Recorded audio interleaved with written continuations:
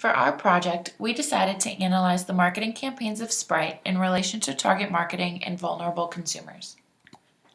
Sprite originated in 1961 under Coca-Cola. By the mid to late 90s, Sprite was one of the fastest growing sodas in the world. This sudden growth was due to their first notable marketing campaign that began in 1994 and has continued through today.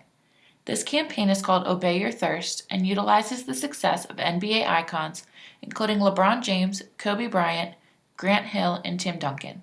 The campaign was designed to make consumers believe that if they drank Sprite's product, they could be like these NBA players.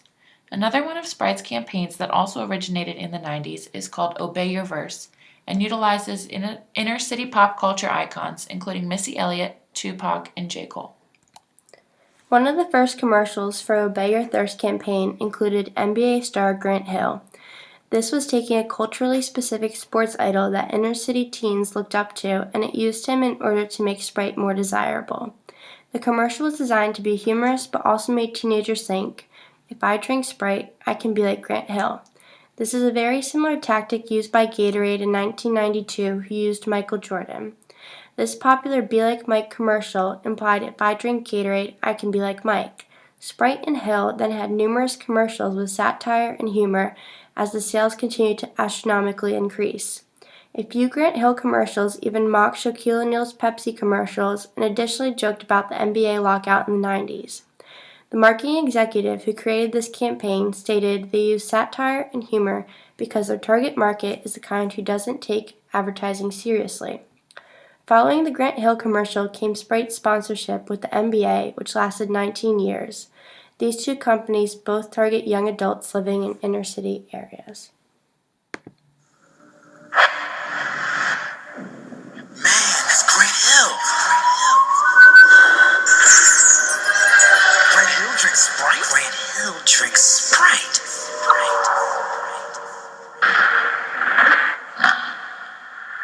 If you want to make it to the NBA,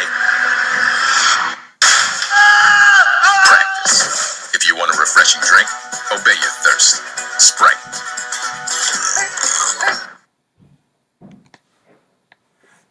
In addition to the connection with the NBA and Sprite, to further expand their market while focusing on similar consumers, Sprite pushed their brand to sponsor the Soul Train Music Awards on the Black Entertainment Channel in the 90s.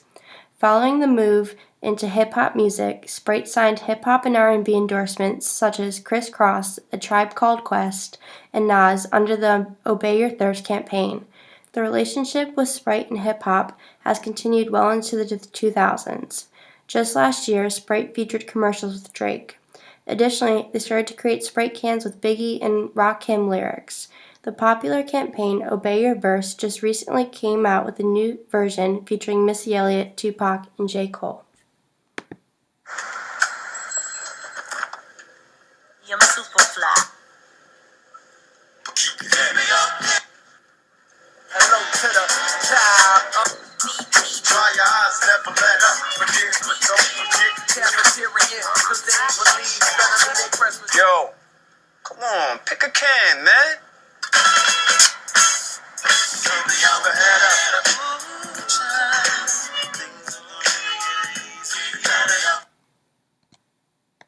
A vulnerable consumer is someone who, due to their personal circumstances, is especially susceptible to detriment in the marketplace. A consumer can be vulnerable if they lack education, have a low income, are too young or too old to make rational decisions, or have health problems or problems with addiction. In Sprite's marketing campaign, they focus on marketing toward inner-city youth, which is primarily young individuals with a low level of education and a low income. They take advantage of these consumers by giving them the impression that if they drink Sprite, they will be like Grant Hill or Tupac.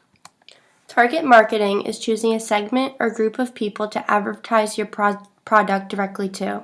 A segment can be based on age, gender, location, or race. Throughout the history of Sprite, as we have discussed and seen, Sprite uses strong target marketing. Sprite's target market is young adult minorities, or as Sprite refers to them as inner-city youth. Sprite uses cultural symbols we saw such as NBA players and hip-hop artists in order to appeal to their target market. As read in the Target Marketing Soda and Fast Food article for class, we saw the negative side effects of marketing products that are not healthy.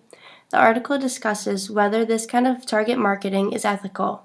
Is Sprite's marketing strategy just good marketing, or is it unethical to exploit cultural symbols to promote unhealthy products?